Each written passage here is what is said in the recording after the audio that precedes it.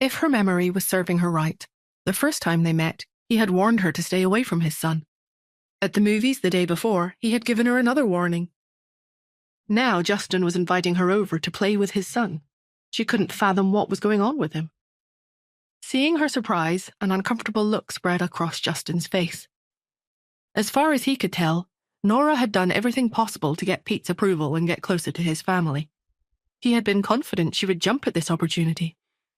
But Nora cast her gaze down coolly. "You must be mistaken, Mr. Hunt. I am not a nanny, and I don't have any fantasies about you." Justin was taken aback. Nora took a step forward. With a power to match his, she added, "And if the hospital really wants to hold me accountable, they can contact my lawyer." After that, she yawned, walked slowly past Justin, and left the operating room. She was already on the verge of falling asleep. There was no way she would have the time or energy to play with the kid. The most important thing now was to hurry back home and get to bed. Even Justin eventually had to admit he didn't have the right to detain people at will. He couldn't find Athena. Finally, he had to release the group. In the car ride back to the hotel, Lawrence complained. "How did she do it? How did she get past me? I swear I was standing guard outside the whole time." From the back seat, Justin replied, "There are 3 possible explanations. 1, our intel was wrong and Athena is actually blonde. 2, she found another way out and managed to escape, but that's unlikely. We had the area totally surrounded. Unless the hospital has an underground tunnel she can walk through walls, there's no way she got out," said Lawrence. "What's the 3rd possibility?" Justin kept quiet. Then he turned and looked out the window. "The 3rd possibility is that Nora Smith is Athena." The corners of Lawrence's lips spasmed a little. "Compared to that, I'd rather believe the 2nd one. We've already investigated Miss Smith. She can't be Athena. She never even went to school. She's just the person who contacted Athena and convinced her to come. I have to say, that was a relief. No wonder she was always so calm whenever her aunt's surgery was mentioned. She knew everything was going to be fine." Justin pressed his lips together tightly and frowned. Then he said, "Find someplace where we can buy a Barbie." In the stairwell on the top floor of Hotel Finest, Pete and Cherry were holding a meeting. Cherry whined, "I haven't played any games for 2 days, Pete. Daddy is so strict, he doesn't let me use the cell phone." Pete said, "Let's switch back for now." Cherry nodded, Yes. We can switch again after I've played my games for a day." "Yeah." Cherry sighed. "Daddy really hates Mummy, Pete. What shall we do?" Pete frowned. After thinking about it for a while, he said, "If the soft approach isn't working, then we need to switch to something more direct." Cherry's eyes lit up. "What kind of direct?" The 2 little ones put their head together and discussed their plans for a long time. But finally they had to separate and return to their parents. Cherry to her mother, and Pete to his father. Before leaving, Cherry added triumphantly, "By the way, the doctor made me do an IQ test today. My IQ is really high. I even got a prize." Daddy was so surprised he couldn't even speak. This was not the first time Cherry had taken a test like this. Her mummy had also let her do something similar before, and she had praised her and called her a genius when the results came through. Pete was quick to congratulate her. "You're so awesome." She was excited to think she had made her brother proud. Pete returned to the Hunt's suite. He was just about to go in to study and spend some time on his homework when he heard the door open. Justin strode in. Justin took a few moments to take off his coat. Then he walked over and said, "Pete, I'm sorry. Please don't be mad at me anymore. Take a look at the toy Daddy bought you." Pete's eyes lit up. His father was incredibly strict. He was always urging him to study every day and rarely let him play. He was surprised and pleased that Justin had brought him a new toy. Then Justin walked over and placed a big pink Barbie doll on his desk. Pete's mind was overwhelmed with questions. Justin saw the blank look on his son's face and wondered if he was still angry. Gently, in an encouraging tone, he asked, "Do you want to play?" Pete stared at him with an indescribable expression. Justin braced himself and suggested, "Let's style Barbie's hair and change her." He opened the box and took out the doll. His fingers were usually nimble and flexible, especially when playing the piano. But when he touched a lock of the doll's hair, his hands froze. He wasn't sure what to do. Justin looked at his son and asked, "Do you know how to tie a braid, Pete?" Pete was speechless. After the two stared at each other for a long, awkward moment, Pete finally, slowly said, "This is stupid." Justin's expression instantly darkened. He was already frustrated and embarrassed that he didn't know what to do for Pete. His son's calm dismissal of his efforts made the whole situation worse. "I'm doing this all for you." Pete lowered his head and flipped open the book, completely ignoring him. Justin was shocked. Then he saw the question that his son was looking at. It was much more advanced than Pete's current syllabus. He asked, "What are you reading that page for? That's a difficult question. You haven't finished learning the basic principles of that concept, have you?" Pete raised his head and glanced at him again. What part of this simple question was difficult? He didn't understand what was going on with his father. He said coolly, "I'm studying. Please stop distracting me." Justin didn't understand. His son was acting as if he totally understood the question, when Justin was certain he couldn't solve it. Exasperated, he snapped, "Fine, do what you want." Pete clearly wasn't in the mood to talk anymore, and Justin didn't like feeling as if he was wasting his time. After dinner, Justin sat in the study thinking hard. His son had been so much livelier and more energetic over the past day. Why had he suddenly become reserved and taciturn again? He seemed to be back to his old self. But Justin missed how animated and quick-witted he had been recently. He picked up his cell phone and called the family doctor. He asked, "He's changing again. Why is Pete's personality switching back and forth?" The doctor thought for a while and replied, "Maybe there's something more than we thought.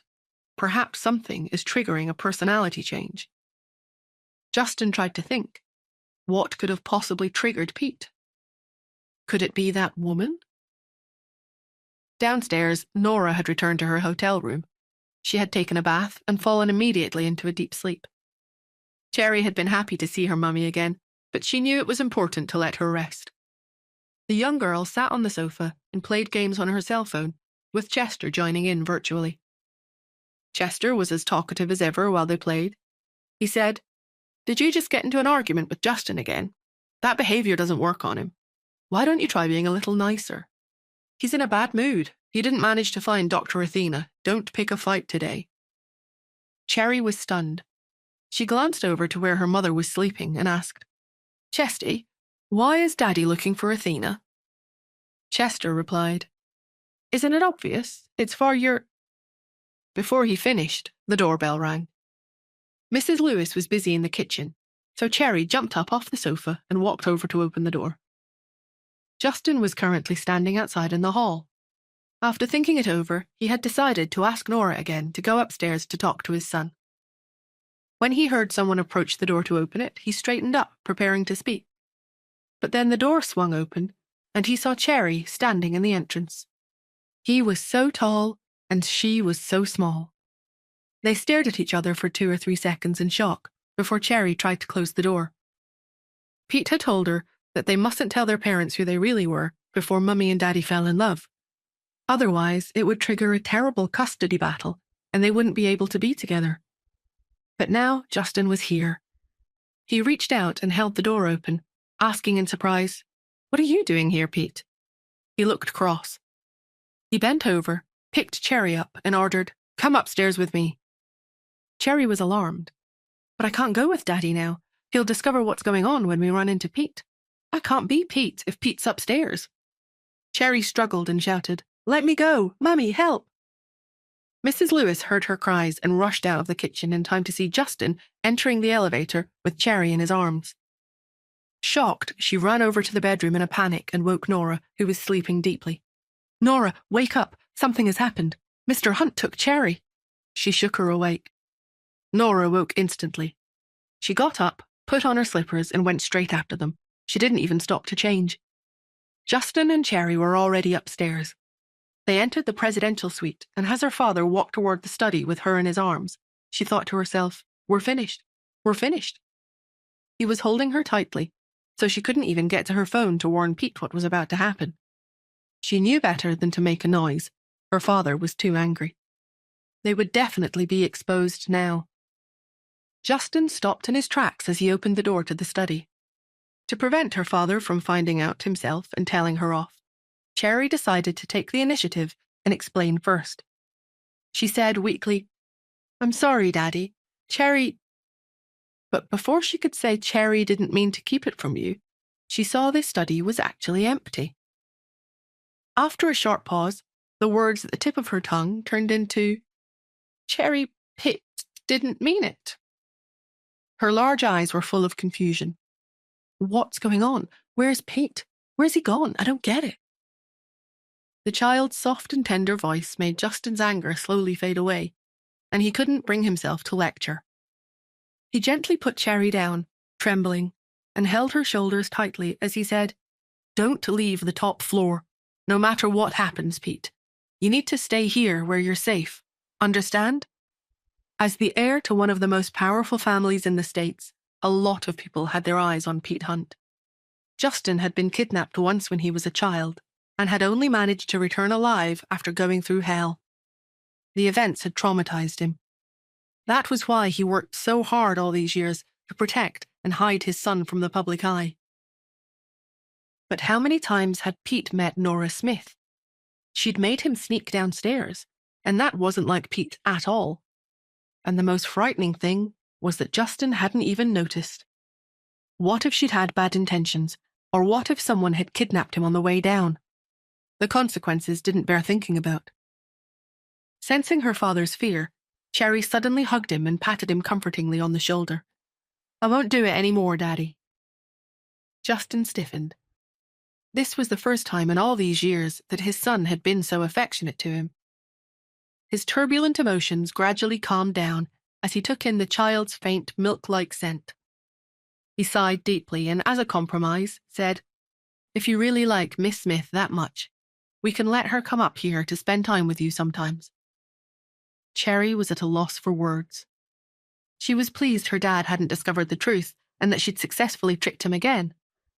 Then she looked at the half-completed workbook on the desk and wondered, where's Pete? Neither of them had noticed Chester. He currently sat on the sofa in the living room, thoroughly confused, doubting his life choices. 2 minutes ago, he'd been in his own room, playing games on his phone with his team leader, when he'd heard Justin's angry voice and his nephew's shouts for help on the call. As his sidekick in the game, Chester absolutely had to stick up for him. Thus, even though he was terribly afraid of his brother, he'd rushed over, intending to save Pete from danger. Surely Pete will be less hard on me in the game now, right? But when he got there, he'd seen Pete, perfectly safe and sound, sitting down doing his homework. He'd rubbed his eyes, thinking they were playing tricks on him, but when they'd looked over again, his nephew was still right there. He picked his phone back up. The game's voice chat was still connected, and he could clearly hear his team leader calling for help. "Stupid Daddy, let me go. I'm going to look for Mummy. I don't want to go upstairs." His nephew had put down his pen and rushed out without a word. About 20 seconds later, the door was pushed open. Justin walked in with Pete, and the two of them entered the study again. Chester rubbed his eyes for a second time. The child that Justin was carrying did indeed look exactly like his nephew, and the conversation was still being transmitted to his cell phone through the game's voice chat. But if the person who'd been playing games with him all this time was his nephew, then who'd been here doing homework? Chester did a double take as he noticed something else. How had Pete managed to change into another outfit in the span of 20 seconds? He stood up blankly and walked out with his cell phone. As soon as he was in the corridor, he ran into the family doctor. He grabbed the doctor's hand right away and said in a troubled voice, "Please give me a checkup, Doc. I think I'm hallucinating. Do I have something wrong with me? Please don't say it's anything serious." The doctor was bemused. It seemed like he'd suddenly become terribly busy. Meanwhile, Pete was in the stairwell heading down to the floor below. Through the glass on the door to the stairwell, he'd watched with relief as his father entered their suite with Cherry in his arms. It was so lucky that Uncle Chester arrived when he did, and hadn't bothered turning his phone off. He was just in time. Otherwise, everything really would be exposed. Pete waited for a while, and Cherry sent him a hurried voice message. The twins exchanged information and messages back and forth, and then Cherry asked, troubled, "Uncle Chester saw both of us just now. Will he suspect anything and figure it out?" Pete replied, "No." "How can you be sure?" Pete chuckled. "He's not very clever. There's no way he could imagine anything that complicated." None of his family knew he had a twin sister.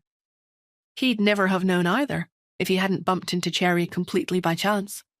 And he wouldn't have understood why Mummy had acted like she knew him. Even his dad had never imagined anything like that, let alone his simple-minded uncle. "No, it will all be fine still. We won't be discovered." Pete put down his phone and started to head downstairs. He'd only taken one step when he heard hurried footsteps. Nora came rushing up. She looked terribly angry, almost as if she wanted to kill someone. When she saw him, relief came over her and she asked, "Are you on your way back to our rooms, Cherry?" Pete nodded. "Yeah." Nora hesitated for a moment, but she decided it was best not to make a big scene of it. She turned and led the way back downstairs, holding Pete's hand. "Come on, let's get home." On the way back, she thought her daughter was being unusually quiet.